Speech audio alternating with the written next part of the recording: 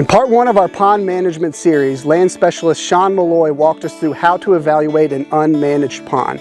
In this video, part two, he's going to walk us through what a well-managed pond looks like while still addressing areas for improvement. Mossy Oak Properties, where outdoorsmen find their favorite place. All right, Sean, in part one, I know it was for me, hopefully it was for the viewer, was an incredible learning experience. Good. We took a look at an unmanaged pond and you told us how to evaluate it, what issues to look for. We're at a different location today on a pond that you have described to me as well managed, that we're going to evaluate, do the same thing. However, there are some issues that are room for improvement. Room for improvement, for sure. Absolutely. And we're going to take a look at some of those. Even though this is a well-managed pond, it's not perfectly managed. This isn't a golf course. This is actually a private pond. And we're going to look at some of the things that we looked at the previous pond, but also some things that could be improved here that could cause issues for the landowner. And these issues can affect the usability of the pond and also the sale or resale of the property. And even though things look pristine from the first glance, buyers need to be aware that you still need to take the time to look at some of the things that we look for at the other pond, and we're going to do that on this one today. Okay, that's a good point. As you mentioned in the first video, a pond is like any habitat type. It needs to be managed, and while this one is in better shape than the first one, if we don't do the necessary management steps, that's right. As you said, Mother Nature will manage it for us. Mother Nature will manage it. I'm looking forward to seeing what a pond that to me looks pristine. I'm looking forward to learning how we can improve it even further. Well, good. Well, let's get started. All right. Cody, we hadn't even gone 50 yards on the bank of this pond, and I'm already seeing signs of things that we were looking for on the other pond, and that's of critters like otter, and in this case beaver. We've got signs of beaver gnawing on these banks. Not only do we have stumps that are left by the beaver, we've got chunks of wood that where they've taken these trees, bent them over and gnawed on them. So even on this type of pond, those types of animals are going to find their way here, and so we want to be aware of that they are here, and we need to see if they're doing any damage to the pond dam or to trees and stuff that we don't want them doing damage to. So as we walk around, we're going to take a look and see if there's any real concerns and of the amount of beaver activity that we have on this pond.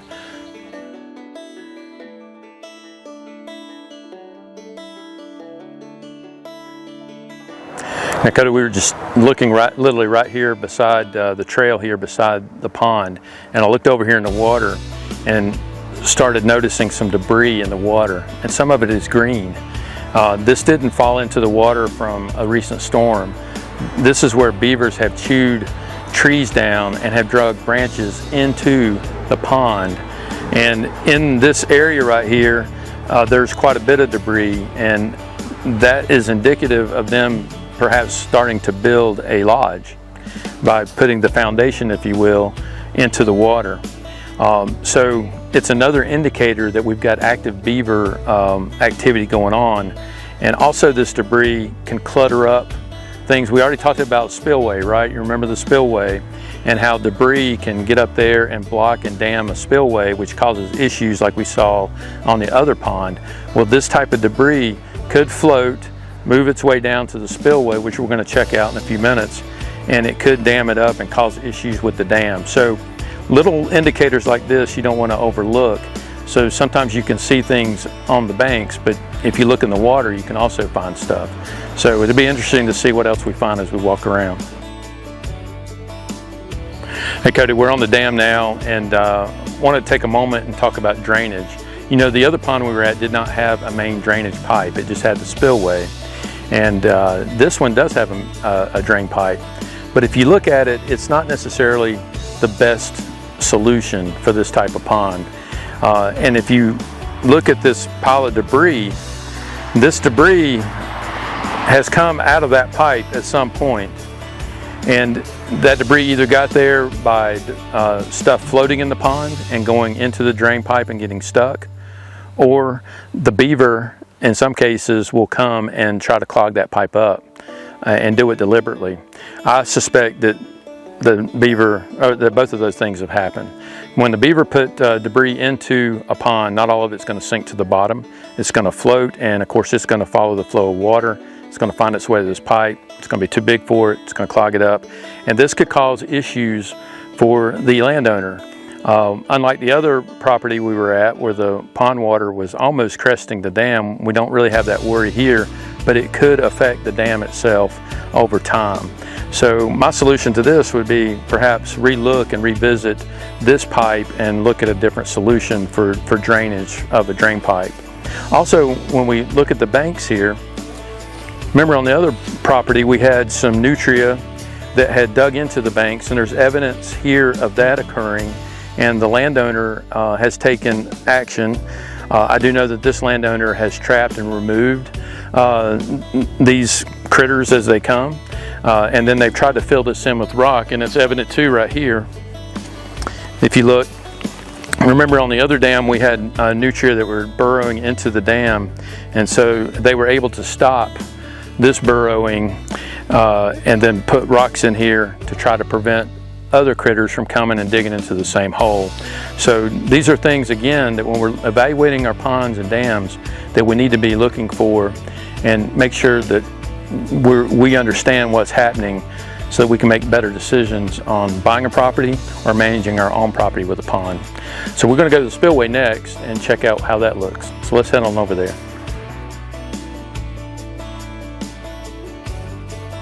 Well, Cody, here we are at the spillway, and as you can see, we have a similar problem that we had on the unmanaged pond that we have on the highly managed pond. So what we have is debris, sticks, and pine cones and mud even have floated down here, and then the sticks have held any sediment and has created a little dam. And this dam is preventing water from spilling down the spillway as designed. And if you look back over there to your right, you can see where it has actually gone around this little dam, and that could cause erosion issues affecting the dam. So again, my solution to spillways is trench it out, pack it, put some of that big stone in here, and then manage it and keep debris off of it so that it doesn't get like this. It's not a hard task. You can do it with a tractor, you can do it with hand tools even, but it's something that has to be done and has to be managed, or it's going to cause issues with erosion or with your dam, and it could affect the whole pond depending on how high the water rises across the pond. But even on this nice property here and this nice pond, there are still ways to improve it, and that's what we're at here to look at. Cody, we talked about vegetation on the dam on the last pond we were on, and as you can see behind me, there's hardly any vegetation on this dam, so it makes it easy to manage, makes it safe to manage. But we do have one tree right here beside of us. It's a big sweet gum tree, and it is big. It is on the inside, so it's drinking a lot of water. Its roots are probably going into the dam, and at some point when this tree does die, because they all will, or a storm pushes it over, it could create an issue. So although the rest of the dam is clean, I don't like to see trees at all, especially on the inside of a dam, and I would recommend that this tree be dealt with in the future. There's no real concern as it stands, but we could get a windstorm and it push right over and rip all this dirt out. Water flows in, next thing you know we got a breach in the dam. So it is of concern to me, and I would want to deal with it.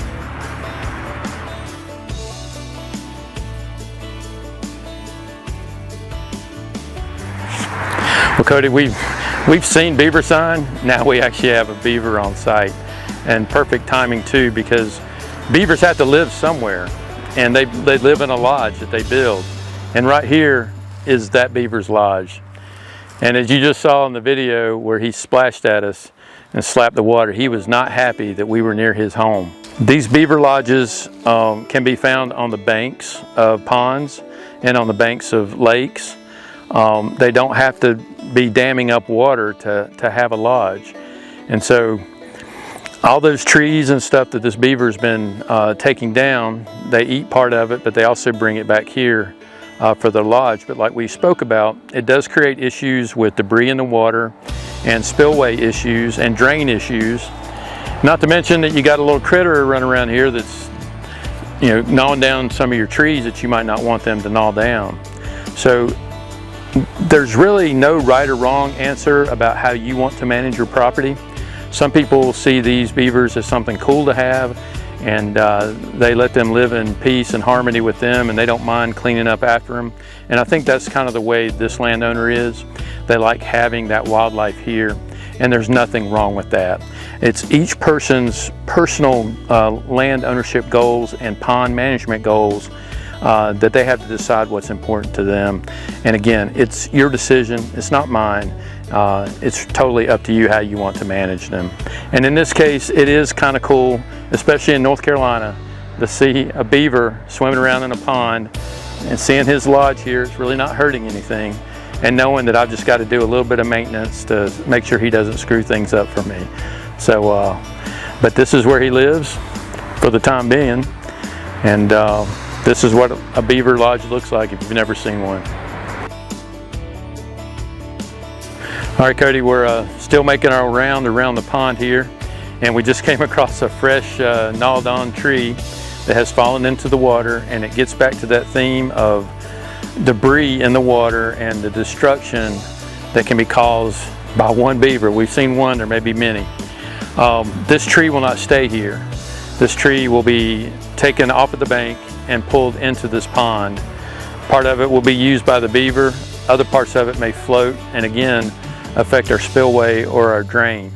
Other ways that trees get into pond is via storms. And if we come over here and look at this tree,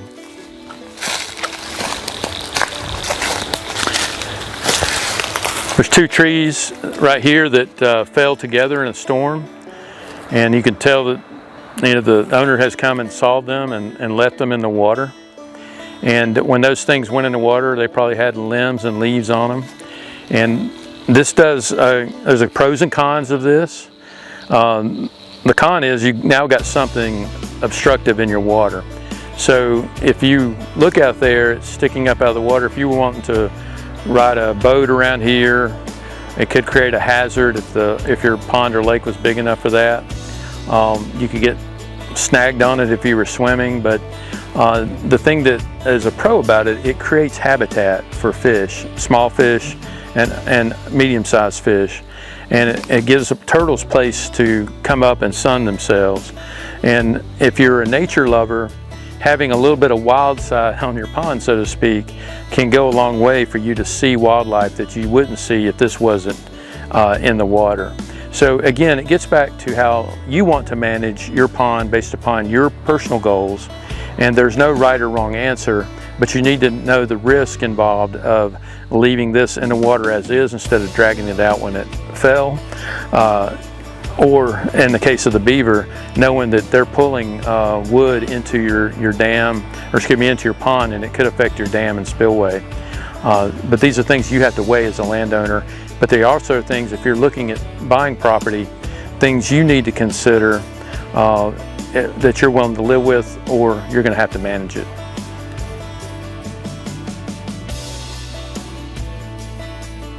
Cody, we're about done with a tour of this beautiful pond, and we found a few things that we need to be aware of and consider when evaluating it. And the last thing I want to touch on is the source of the water, and that's important for any pond, whether it's like the one we left earlier. That was spring fed, but we could not see the spring. This pond is spring fed as well, but the source of the spring is further back up into this draw, and you could find the source. It's on the neighbor's property, but it does flow, and it flows into the pond. When I'm looking at this type of source, it's almost like a creek, and we do have a beaver on the property. So a beaver might want to come down here and try to build a dam and put his lodge in here and create his own little pond or lake behind here. So this is an area we want to protect from the beaver. If the beaver were to do that, it could create some issues with this pond and also possible erosion issues around the sides of that beaver dam, because water is going to flow through it and around it. The other thing about the beaver, and I'm looking at this source of water, is if we don't manage the water flow out of the pond, and we've already talked about the drain pipe and the spillway, the pond could back up. And if those things aren't drained properly, this could actually flood back here. And if it crested the banks, it could actually pull more debris into the pond, which would just compound the issue. You're putting more debris into the pond itself. You're clogging up your drain pipe and giving it more stuff to get clogged up in there. And you have the potential of blocking your spillway again. So this is another area that you want to look at with this type of flow. The previous pond, the spring fed from underground, so we couldn't see it, and that really wasn't an issue on that property. But when you have a stream, a creek, a spring that feeds like this, it's got a flow, there are other things that you need to look at and consider when evaluating the pond. Because again, as we've said many times, if you don't manage it, Mother Nature will. And this is something that's easily managed. You just got to keep an eye on it, take the time to manage it, and you'll get many, many years of happiness, fun, and joy out of your pond with your friends and family. Well, Cody, we finished up our tour of this beautiful managed pond, but as you saw, we still had some things to be aware of and consider. Right. What were your takeaways? Exactly that. I mean, when we came to this pond, I mean, you and I both commented like how beautiful it looks, how pristine. I mean, it is just a beautiful area. And as you mentioned, this is a well-managed pond, so I came to this spot with that expectation. And, you know, when you visit a spot with that in mind, you're not really looking for things to go wrong. But, I mean, you and I toured, we took a walk around the entire circumference of the pond, and you were able to point out different things. But what was cool to me was how one problem, like we talked about at the end, how the source and the spillway, everything is connected to each other. I mean, you know, if the spillway isn't functioning properly, it could affect the source and the inverse, you know, of that as well. So it's cool how, to me, a pond is its own ecosystem. It is. And it's got to be firing on all cylinders to really optimize itself. And if it's doing all those things, you're going to get far more enjoyment out of it. Exactly. And managing habitat, whether it's timber, old fields, and ponds, it becomes a labor of love, and you can see the results by the way the animals, insects, reptiles, and birds respond to what you do. And I just love that part of habitat management. Right. You know, we've contrasted two ponds on two different spectrums today, and I hope everybody got some takeaways. I saw some things today that I didn't pick up on the first one, on my first visit to that first one months ago. So you're always looking for ways to improve. And we've seen, even on this type of property here, there's still room for improvement. Right. But it boils down to what the landowner goals are and what level of management they want to do. And as I said earlier, there's no right or wrong answer. It's really up to you how you want to manage it. But if you're buying a property that has a pond, I hope you take away some tips and things to look at. And if you're ever unsure, you can always reach out to our team. Right. And any of us with the Mossy Oak Properties land specialist group will be more than happy to give you some advice and maybe help tour property and help you evaluate it. But what's your big takeaway about Mother Nature today there?